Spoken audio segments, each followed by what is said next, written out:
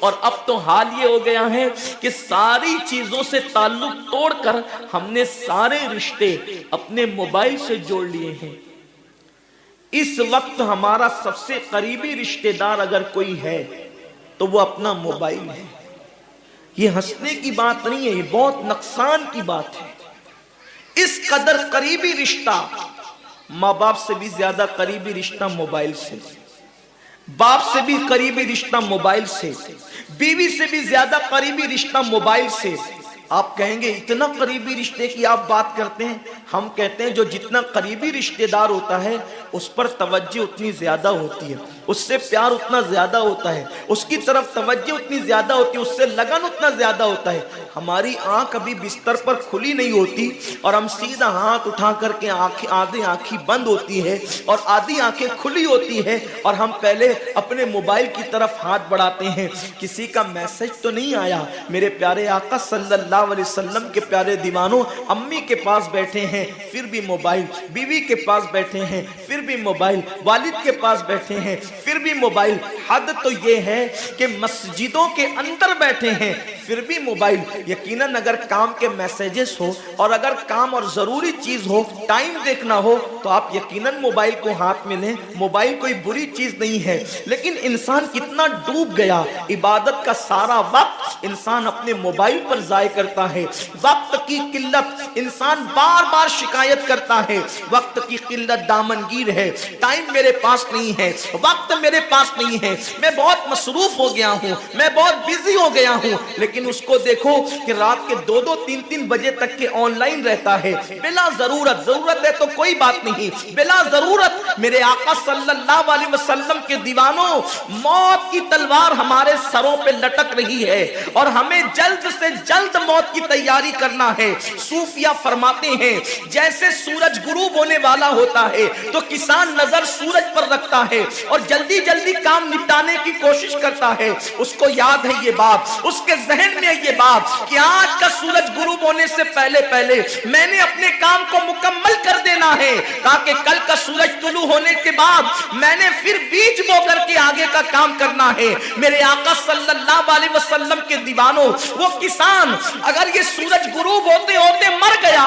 تو کل اس کا کام کوئی اور کر جائے گا، اس کا بیٹا بیج بوئے گا، اس کی بہو بیج بوئے گی، اس کی بیوی بیج بوئے گی، اس کے رشتہ دار بیج بوئیں گے۔ لیکن یاد رکھنا اگر دنیا کے اندر ہماری زندگی کا سورج غروب ہو گیا تو پھر نیکیوں کا بیج ہماری جگہ کوئی نہیں بو سکتا۔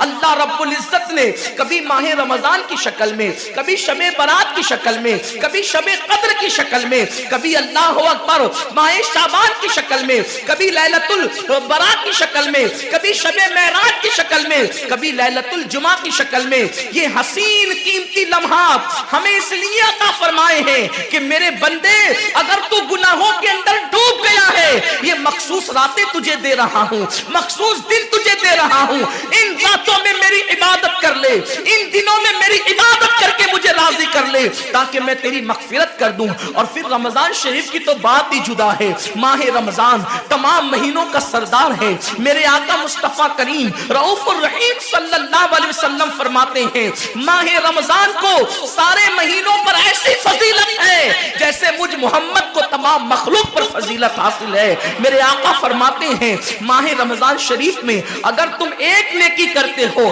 تو اللہ تمہیں 70 کا ثواب عطا کرتا ہے، اور تمہارا خلوص بڑھ جاتا ہے تو اللہ تمہیں ایک نیکی کا 1000 عطا کرتا ہے، اخلاص اور بڑھتا ہے تو اللہ ایک نیکی پر تمہیں بے حساب ثواب عطا کرتا ہے، اس کا کوئی حساب ہی نہیں ہوتا۔ آقا کریم رؤوف الرحیم صلی اللہ علیہ وسلم فرماتے ہیں یہ ماہ رمضان کیا ہے؟ اللہ کے محبوب مصطفیٰ کریم صلی اللہ علیہ وآلہ وسلم ماہ رمضان شریف کے روزوں کی اہمیت بیان کرتے ہوئے فرماتے ہیں کہ ماہ رمضان شریف کا ایک روزہ اگر کوئی چھوڑ دے اور پھر ساری زندگی اس کے بدلے میں روزہ رکھے تو ساری زندگی کے روزے اس ایک ماہ رمضان کے روزے کے برابر نہیں ہو سکتے۔ یہ ماہ رمضان شریف کے روزے کو فضیلت حاصل ہے، اور اللہ کے حبیب صلی اللہ علیہ وسلم فرماتے ہیں جو ماہ رمضان شریف میں عبادت کر کے اپنی بخشش نہیں کروا سکتا، اپنی مغفرت نہیں کروا سکتا، پھر اس کو کبھی موقع نہیں ملتا کہ وہ اپنی مغفرت کا سامان کرے۔ آقا کریم صلی اللہ علیہ وآلہ وسلم فرماتے ہیں کہ سال بھر تک ماہ رمضان شریف کے لیے جنت کو آراستہ کیا جاتا ہے، جنت کو سجایا جاتا ہے، جنت کو سنوارا جاتا ہے۔ اور آقا کریم صلی اللہ علیہ وسلم فرماتے ہیں بڑی بڑی آنکھ والی حوریں اللہ کی بارگاہ میں عرض کرتی ہے میرے کریم ہمیں ان کی دلہن بنانا جو ماہ رمضان شریف میں تیری عبادت کرتے ہیں، ہمیں ان کے نکاح میں دینا جو ماہ رمضان شریف کی راتوں کو جگ کر کے تجھے منانے کی کوشش کرتے ہیں۔